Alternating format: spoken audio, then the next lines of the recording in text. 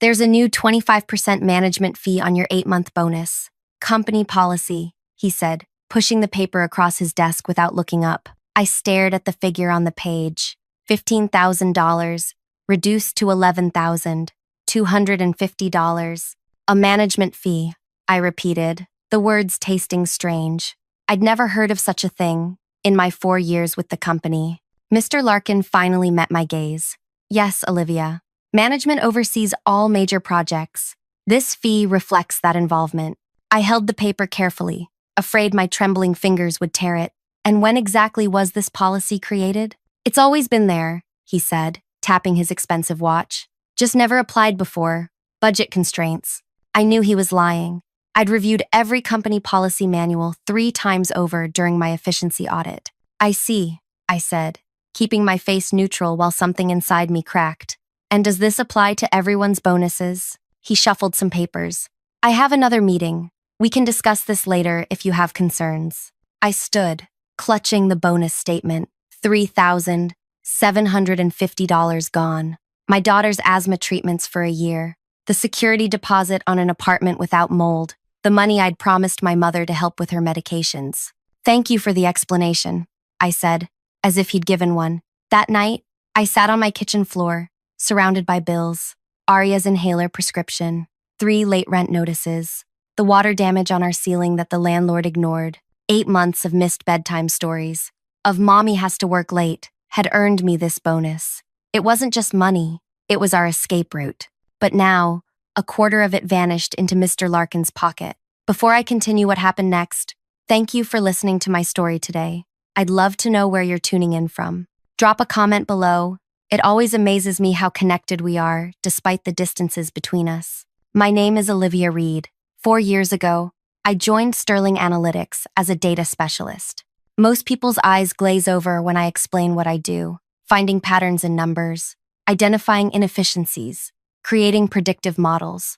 But numbers tell stories if you know how to listen. I was hired 2 months after my ex-husband emptied our joint account and disappeared. Left with a 4-year-old daughter, no savings, and a mountain of debt, I needed stability more than respect. Sterling offered both, initially. My apartment was small but functional. 1 bedroom that I gave to Arya while I slept on a pull-out couch. The neighborhood wasn't great, but it was close to a decent elementary school. We made it work. My supervisor, Trevor Larkin, recognized my talent immediately. You have a gift, he told me during my first performance review. You see connections others miss. What I saw about Trevor, he had an uncanny ability to take credit for his team's successes while distancing himself from failures. He maintained connections with upper management through golf games and whiskey tastings, activities I couldn't join as a single mother with no childcare options outside work hours. For 3 years, I kept my head down. I arrived early, stayed late when my mother could watch Arya, and delivered spotless analyses that Trevor presented as collaborative efforts. I didn't mind. Every small raise meant 1 less bill to worry about, 1 more treat I could afford for my daughter. Then came the efficiency project. The company was bleeding money during the economic downturn. The CEO announced emergency cost-cutting measures, including a freeze on raises and bonuses.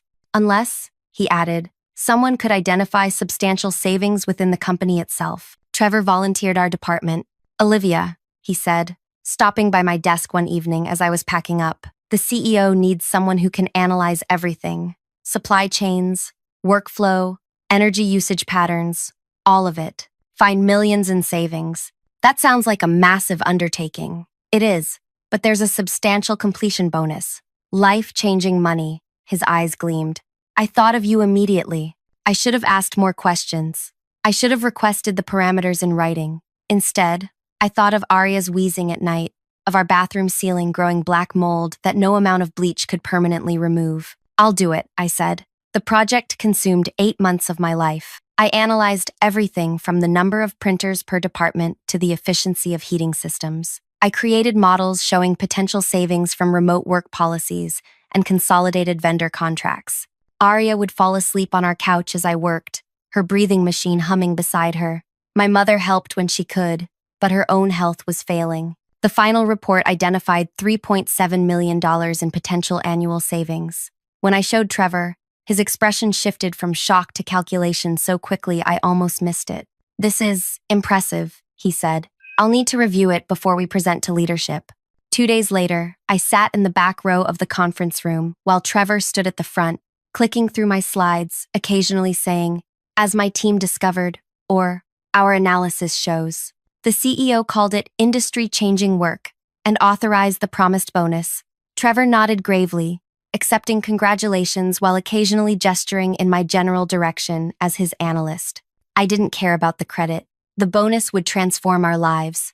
I'd calculated exactly how it would be allocated. Medical bills, a security deposit, and first 3 months' rent on a better apartment, a reliable used car, and a small emergency fund. Freedom, of a sort, until Trevor's management fee erased a quarter of it. That night, after putting Arya to bed, I researched company policies until my eyes burned.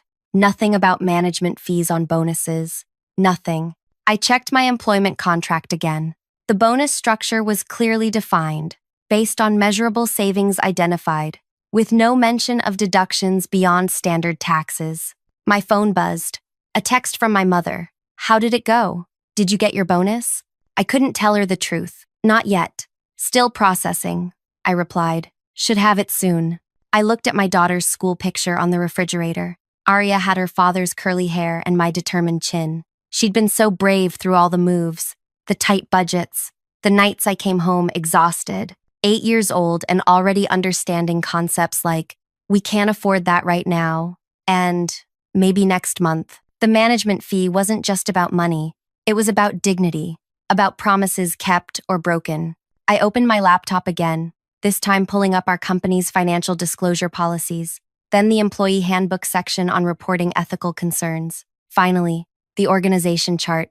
Trevor reported to the vice president of analytics, who reported to the chief operations officer, who reported to the CEO. 3 layers of management that might or might not take my concerns seriously. There had to be another way. I noticed an alert pop up on my calendar app. Team meeting tomorrow at 9 a.m. Trevor would be presenting the quarterly plan. The chief financial officer often attended these meetings to discuss budget implications. A plan began forming in my mind. The next morning, I stopped by Donut Palace on my way to work and bought 2 dozen assorted pastries, something I'd never done before. The woman behind the counter raised her eyebrows when I requested an extra-large black coffee with the order. "Long night?" she asked. "Long 8 months," I replied. "But maybe things are looking up." I arrived at the office 30 minutes early. Most of my colleagues were already at their desks, surprised when I offered them donuts. "What's the occasion?" asked McKenna, our marketing liaison. "Just grateful for such a supportive team," I said, my smile feeling strange on my face. I saved a maple bar, Trevor's favorite, and placed it on a napkin beside his usual seat in the conference room, along with the large black coffee. When he walked in, his appearance startled me. Trevor wore the same clothes as yesterday, with dark circles under his eyes. His normally perfectly combed hair looked hastily fixed. "Late night?" I asked innocently. He grunted something about finalizing the quarterly budget and grabbed the coffee gratefully. As our colleagues filed in, I noticed Trevor checking his phone repeatedly, his forehead creasing. He seemed distracted, nervous even. "Let's get started," he finally said, standing at the front of the room. "We have a lot to cover. First, the Williams contract." I raised my hand slightly. "Actually, I have a quick question about the new bonus fee structure." His coffee cup froze midway to his lips. "We can address that privately, Olivia. It's just, I'm confused," I continued, looking around the table. "Did everyone else's project bonuses have the 25% management fee too?" Confusion spread across my colleagues' faces. "What management fee?" asked McKenna, our finance coordinator. The door swung open. The CEO walked in with the chief financial officer. "Sorry to interrupt," said the CEO, his tall frame filling the doorway. "Just wanted to personally check on implementing those brilliant cost-saving measures." He nodded at me. "That analysis was remarkable work." Trevor's laugh sounded brittle. "We were just discussing implementation strategies." "Actually," I said softly, "we were discussing the new 25% management fee on project bonuses. I wanted to understand when this policy was created." I turned to the CFO. "Would your office have records of when this policy was implemented?" My supervisor's face drained of color. The CFO frowned. There's no such policy, she said. Trevor cleared his throat. It's a recent implementation. Perhaps it hasn't reached all departments yet. I removed a folder from my bag. That's strange. Here's my bonus statement with the deduction clearly marked as management fee, company policy. I slid the paper toward the CFO, who picked it up with a deepening frown. I've never seen this format before, she said, examining the document. I nodded. I thought it seemed unusual too. The CEO stepped forward. What exactly are we talking about here? A misunderstanding, I'm sure, Trevor said quickly. Olivia received her project bonus yesterday, and there seems to be some confusion about standard deductions. A 25% deduction isn't standard, I said quietly. And according to my employment contract, the bonus structure is very specific. I slid a second paper forward. Not bank transfers, as everyone expected, but a single spreadsheet. The quarterly budget Trevor had accidentally left open on his computer when he rushed to the bathroom after I brought him his favorite donut. A budget showing a special performance incentive matching exactly 25% of my bonus, allocated to himself. The room went silent. The CFO gently took the paper, studied it, then passed it to the CEO. Where did you get this? Trevor demanded, his voice rising. Your computer screen. You left it open when you stepped out earlier. I was leaving the financial projection you asked for on your desk. I met his gaze. I wouldn't normally look at your files, but seeing my bonus amount with that exact 25% figure under your name caught my attention.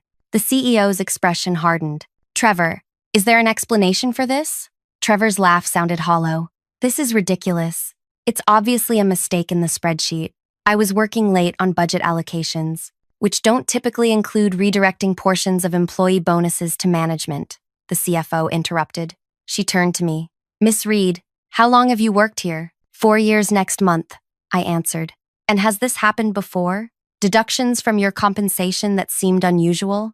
I hesitated. There had been other instances, smaller ones, a promised raise that came through, lower than discussed, a training opportunity that required an administrative fee I later discovered no one else paid. There have been discrepancies, I said carefully. The CEO's jaw tightened. I think we need to continue this conversation in my office. Trevor, please bring all bonus documentation from the past year. Miss Reed, if you'd join us as well. He turned to the rest of the team. Meeting adjourned for now. As everyone filed out, Trevor grabbed my arm. You have no idea what you've done, he hissed. I gently removed his hand. I think I do. My phone buzzed in my pocket, a text from my childcare provider.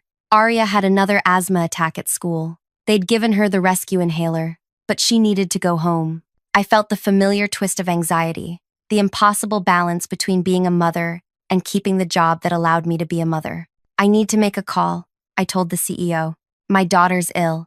It will just take a minute. He nodded, his expression softening slightly. I stepped into the hallway, arranging for my mother to pick up Arya, despite her own chronic pain. Another favor I'd have to repay, another apology I'd have to make. When I returned, Trevor was already in the CEO's office, his voice audible through the door. Completely dedicated to this company. One misunderstanding shouldn't erase years of leadership. I knocked and entered. The CFO sat reviewing documents, while the CEO stood looking out the window. Miss Reed, the CEO said, turning. Please sit. I took the chair farthest from Trevor, whose face had morphed from anger to a calculated pleasantness. I've explained the situation, Trevor said smoothly. The management fee was my mistake, a misinterpretation of new budget guidelines. I'll certainly rectify the error immediately. The CEO studied me. Is that satisfactory, Miss Reed? Was it? The money would be returned, but the betrayal remained. The pattern would continue with someone else, someone who might not catch it or couldn't afford to speak up. May I ask a question? I said. The CEO nodded. If there was no policy, why was the deduction labeled as company policy on my statement? That seems very specific. Trevor's pleasant expression flickered. As I said, it was a misinterpretation. Of what exactly? The CFO interrupted. Which budget guideline specifically mentions deducting from employee bonuses? Trevor had no answer. The meeting continued for another hour.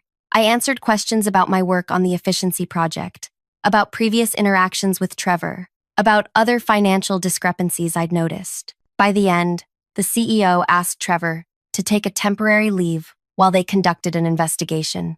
The CFO assured me I'd receive my full bonus immediately, plus interest. As I gathered my things to leave, Trevor stopped me at the elevator. "You didn't have to do this," he said, his voice low. "I've helped you professionally, recommended you for projects, given you flexibility when your kid was sick. You also took credit for my work and stole part of my bonus," I replied. "It's not stealing when you've done all the groundwork," he snapped. "You think generating those reports was easy? Convincing leadership to approve that level of bonus? I deserved compensation for managing the project. You were already compensated. It's called a salary." The elevator arrived. I stepped in, but Trevor held the door. "You have no idea how this place works," he said. "No idea who I know, who trusts me. This won't end well for you." I thought of all the late nights, the missed bedtime stories, the promises to Arya that things would get better. "It already didn't end well for me," I said as the doors closed between us. When I arrived home that evening, the apartment felt smaller than usual, the water stain on the ceiling more prominent. Arya sat at our tiny kitchen table doing homework, her breathing machine humming beside her. "How are you feeling, sweetheart?" I asked, kissing the top of her head. She shrugged. "Okay." Grandma made mac and cheese. My mother emerged from the bathroom, her movements slow and careful. Her rheumatoid arthritis was flaring again. "You're home early," she said, surprised. "Big day at work," I replied, not ready to explain everything. After Arya went to bed, I told my mother what happened. Her expression shifted from shock to worry. "What if he retaliates? Men like that don't just accept defeat." "The CEO and CFO saw the evidence," I said. "What can he do?" But as the days passed, I discovered exactly what Trevor could do. Subtle things at first. Emails I sent wouldn't reach their recipients. Files I needed for projects disappeared from shared drives. Colleagues who normally chatted with me at lunch suddenly found reasons to eat at their desks. A week after the meeting, the vice president of analytics, Trevor's direct superior and longtime golf buddy, called me into his office. "I understand there was an incident with Trevor," he began. "There was a financial discrepancy that's being investigated," I replied carefully. He nodded. "Yes. Well, while that investigation continues, we need to ensure all departments maintain productivity. I'm reassigning some of your projects to distribute the workload more evenly." By the end of the day, I'd lost access to the efficiency implementation I'd spent 8 months developing. My new assignment was auditing supply closet inventory across all 5 office locations.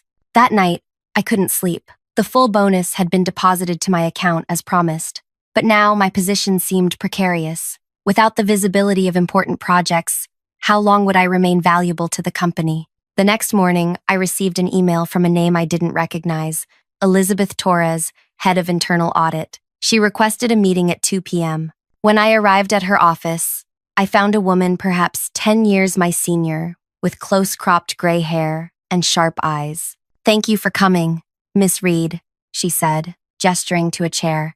"I've been reviewing the efficiency report you created. Impressive work." "Thank you," I said, surprised. "Though I'm no longer assigned to the implementation." "So I heard." She studied me. "I also heard about the incident with Mr. Larkin." My stomach tightened. "That matter is under investigation." "Yes, by my department. That's why I wanted to speak with you directly." For the next hour, Elizabeth asked detailed questions about my interactions with Trevor, about financial irregularities I'd noticed, about project credits and compensation discussions. I answered honestly, providing dates and details where I could. "Do you have documentation of these other incidents?" she asked. "Some," I admitted. "I started keeping records after the second time. A promised raise came through, smaller than discussed." She nodded, making notes. "Smart. And how many others on your team experienced similar issues?" "I don't know," I realized. "We don't discuss compensation much." "Precisely why these situations persist," Elizabeth said. "Isolation is a powerful tool." As our meeting concluded, she handed me her card. "If you remember anything else, or if you experience any form of retaliation, contact me directly." "Retaliation? Isn't that already happening with my project reassignment?" Elizabeth's expression remained neutral. "Document everything. Forward me any relevant communications." Over the next 2 weeks, I did exactly that. The supply closet inventory expanded to include creating a new cataloging system. My performance metrics were suddenly reviewed daily rather than quarterly. Meeting invitations arrived with impossible timing. Scheduled during Arya's doctor appointments or school conferences, I'd requested off months in advance. Each incident went into a detailed log. Each questionable email was forwarded to Elizabeth. Meanwhile, Trevor returned from his temporary leave with a written warning, but otherwise unscathed. The vice president publicly welcomed him back, praising his invaluable leadership during challenging times. Trevor didn't speak to me directly, but I felt his influence everywhere. Projects I should have been consulted on proceeded without my input. Information reached me last, if at all. Even the woman who cleaned our office stopped emptying my trash bin. "You should start looking for another job," my mother advised as I vented my frustration one evening. "They're freezing you out." "Maybe," I admitted, "but something doesn't add up. Why bring him back at all if they found evidence of financial impropriety?" "Politics," she said simply. "Connections matter more than conduct." She wasn't wrong. Trevor's golf games with the VP and weekend fishing trips with board members had created a safety net I couldn't match. A single mother with asthmatic child couldn't build relationships over scotch and cigars, but I could build something else. I returned to the efficiency report, the complete version still saved on my personal drive. For 8 months, I'd analyzed every aspect of company operations. I'd examined every budget, every expense account, every vendor contract. I knew which departments ran efficiently and which hemorrhaged money through mismanagement or outdated processes. I also knew exactly where to look for patterns of financial irregularities. Starting that night after Arya went to bed, I began a new analysis. Not of company efficiency, but of Trevor Larkin's 4 years as department head. Every project budget he'd controlled, every bonus allocation, every expense report, information scattered across dozens of systems, but connected by tiny threads I could follow if I looked carefully enough. 3 days into my investigation, Elizabeth Torres called. "The internal audit is complete," she said without preamble. "The results are interesting. Can you meet tomorrow morning?" "What time?" I asked. 7 a.m., before most people arrive. When we hung up, I stared at my computer screen, at the spreadsheet I'd been building, at patterns emerging that went far beyond a single bonus deduction. I saved my work, encrypted the file, and backed it up to 3 different locations. Whatever happened tomorrow, I needed to be prepared. I arrived at the office at 6:55 a.m., clutching my travel mug of coffee like a lifeline. The parking garage sat mostly empty, the building quiet except for the cleaning staff. Elizabeth's office light shone from the end of the hallway. She waved me in, closing the door behind me. "Thank you for coming so early," she said. "Your call sounded urgent." I took a seat, noting the thick folder on her desk labeled "Confidential." "The audit committee met yesterday to review our findings regarding Mr. Larkin." She leaned forward. "What we discovered goes well beyond your bonus deduction." My pulse quickened. "What did you find?" "A pattern of financial manipulation dating back 3 years. Bonuses diverted, project budgets inflated with the difference pocketed, expense reports with phantom charges." She pushed the folder toward me. "Your documentation helped us identify the pattern." I opened the folder, scanning the summary page. The total amount misappropriated exceeded $170,000. "Why are you showing me this?" I asked. "Because despite this evidence, the executive team is hesitating to take action." Her expression hardened. "The vice president is arguing for a private reprimand and repayment plan. No termination, no legal consequences. The injustice of it burned. Because of his connections." She nodded. "The VP claims pursuing this could damage company reputation. He's pushing to handle it discreetly, meaning everyone else still suffers while Trevor gets protected." "Precisely." Elizabeth studied me. "However, the CEO isn't entirely convinced by this approach. He's requested a special meeting tomorrow with the executive team. Trevor will present the quarterly strategy, including implementation of your efficiency plan." "Which I've been removed from," I reminded her. "Yes, officially." She slid another document across the desk. "But as head of internal audit, I need someone to verify certain financial projections in that presentation. Someone who understands the complete efficiency framework." The document was a temporary authorization returning my system access for 24 hours. "This seems," I hesitated, "necessary for a thorough audit," she finished. "Nothing more." I took the authorization, And what exactly should I be verifying? Everything, Miss Reed, particularly the projected savings figures for next quarter. I left her office, understanding the unspoken message. The audit had uncovered Trevor's pattern, but some executives wanted to protect him. Tomorrow's meeting represented a crossroads: continue the protection or expose the truth. And I now had access to verify exactly what Trevor planned to present. I spent that day reviewing the implementation plan for my efficiency recommendations. As expected, Trevor had modified several key components. He delayed the most impactful changes, diluted others, and entirely removed some that affected departments led by his allies. The modified plan would achieve barely 40% of the projected savings. That evening, I prepared 2 documents. The first contained my analysis of Trevor's implementation plan, highlighting the deviations from the original recommendations and their financial impact. The second document was different. For 3 nights, I'd been tracking Trevor's pattern of financial manipulation, not just what the audit found, but connections they might have missed. Projects where numbers changed between proposal and implementation. Team members whose bonuses didn't match their documented performance metrics. Budget allocations that shifted mysteriously between approval and execution. By midnight, I had a comprehensive record of every questionable financial decision in Trevor's department for the past 4 years. Not just the $170,000 the audit identified, but nearly $290,000 in total. I saved both files to a flash drive and finally went to bed. The next morning, I dressed with unusual care. A dark blue dress I'd bought on clearance last year but never worn. Small earrings my mother had given me for my 30th birthday. Battle armor of a sort. Arya noticed immediately. "You look pretty, Mom." "Thank you, sweetheart." I helped her pack her backpack. "Grandma will pick you up from school today, okay? I might be working late." She nodded, used to this routine.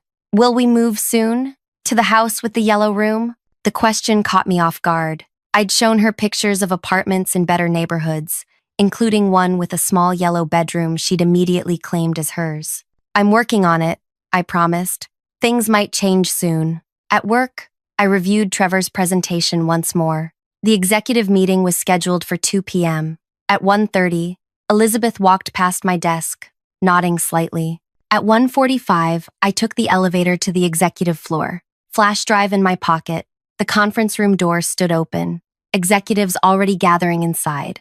The CEO noticed me first. "Miss Reed, can I help you?" "I was asked to provide some financial verification for today's presentation," I explained. "For the efficiency implementation discussion." He looked surprised but nodded. "Of course. We'll be addressing that portion around 2:30. I took a seat in the back corner, opening my laptop. Trevor entered minutes later, faltering slightly when he saw me, but quickly recovering. The vice president followed, frowning in my direction. "Why is Miss Reed here?" he asked the CEO quietly, but not quietly enough. "Financial verification," the CEO replied. "Given her intimate knowledge of the efficiency project, it seems appropriate." The VP looked displeased, but didn't object further. The meeting began with standard quarterly updates. I sat silently, waiting. At 2:25, Trevor stood to present the efficiency implementation plan. "As you know," he began, "my team developed a comprehensive efficiency framework projected to save $3.7 million annually. After careful analysis, I've optimized the implementation to balance immediate savings with operational stability." He displayed the modified projections, showing $2.9 million in savings, instead of the original $3.7 million. Still impressive, but significantly reduced. "Implementation will occur in 3 phases, he continued, outlining timelines that stretched the most impactful changes over 18 months, rather than the 6 I'd recommended. The CEO frowned. "This timeline seems extended from the original proposal." "Yes," Trevor agreed smoothly. After detailed analysis, I determined that a more measured approach would reduce operational disruption. "And the reduced savings projection?" asked the CFO. "A more realistic figure, based on implementation challenges," Trevor replied. The original estimate was somewhat optimistic. I felt a sudden clarity, watching him confidently present my work with his modifications. This had always been the pattern. Take someone else's effort, alter it, to serve your purposes, then present it as improved through your leadership. The CEO glanced my way. Miss Reed, you created the original efficiency framework. Do you agree with these modifications? All eyes turned to me. Trevor's expression remained confident, but I could see tension in his shoulders. Actually, no, I said quietly. I don't agree. I connected my laptop to the projection system. With your permission, I'd like to show the impact of these modifications. The CEO nodded. I displayed my analysis, outlining how each change reduced the projected savings and extended the timeline unnecessarily. The original implementation plan remains entirely feasible within 6 months, I concluded. These modifications appear designed to protect certain departments from necessary changes while diluting the financial impact. Trevor's face flushed. This is absurd. You don't understand the operational complexities. I understand them perfectly, I interrupted. I spent 8 months identifying them. What's interesting is which departments receive preferential treatment in your modified plan. I displayed a chart showing the correlation between protected departments and executives with whom Trevor had personal relationships. The room went silent. The VP shifted uncomfortably. This is inappropriate, he finally said. Miss Reed is clearly upset about being removed from the implementation team. Why was she removed? The CEO asked sharply. Workload distribution? The VP replied. Standard procedure. After she reported financial misconduct, the CFO noted, timing that suggests retaliation. Elizabeth Torres chose that moment to enter the room. Sorry to interrupt, but I was told my audit findings might be relevant to this discussion. She distributed copies of the audit report to each executive. What followed was the most uncomfortable 2 hours of my professional life. The audit findings led to questions about Trevor's financial management. Those questions led to examination of his department's budgets. Those examinations led to discoveries of other discrepancies. Throughout, Trevor's confident facade crumbled piece by piece. His explanations grew increasingly convoluted. The VP's defenses weakened with each revelation. Finally, the CEO called a break. As executives filed out, he asked Trevor, Elizabeth, and me to remain. Miss Reed, he said, the financial verification you mentioned, was it limited to the efficiency implementation? I hesitated, then removed the flash drive from my pocket. No. After experiencing the bonus deduction and subsequent retaliation, I analyzed 4 years of financial data from Mr. Larkin's department.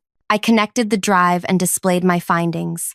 The comprehensive record of every questionable transaction, every diverted bonus, every inflated budget. Nearly $290,000, I concluded, affecting 27 employees. Trevor stood abruptly. This is a witch hunt. She has no authority to access these records. Actually, I do, I said.